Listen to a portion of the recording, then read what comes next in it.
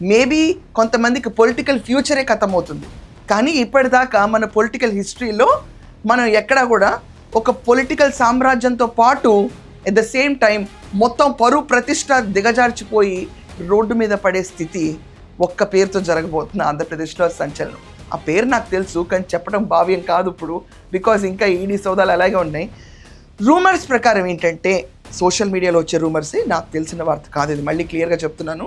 ఏంటంటే 2 టన్నుల బంగారం కొన్నారు. వినటానికి చాలా హిస్టరీగా ఉంది కదా. 2 టన్నుల బంగారం, డబ్బుల్ని మార్చడానికి బంగారాన్ని కొనేశారు. కొనేసి బంగారం తీసుకోవడం కూడా వీలు లేకుండా ఓచర్లు పెట్టుకుని తర్వాత తీసుకుంటా ఉన్న ఓచర్స్ కూడా చాలా జ్యువెలరీ షాప్స్ బయటపడినాయి. ఇది కాకుండా దుబాయ్లో పెట్టుబడులు, ఇవన్నీ ఆంధ్రప్రదేశ్లో జరిగిన లిక్కర్ కుంభకోణంలో నక్షల్గా మారిన ఇన్ఫర్మేషన్. సో ఎన్ఫోర్స్మెంట్ డిపార్ట్మెంట్ ఇప్పుడు జగన్మోహన్ రెడ్డికి నోటీసులు ఇస్తున్నాయి. అంతిమ లబ్ధిదారు దాకా ఇతను చేర్పిస్తాడేమో అని ప్రతి ఒక్కరు వేచి ఉంటున్నారు.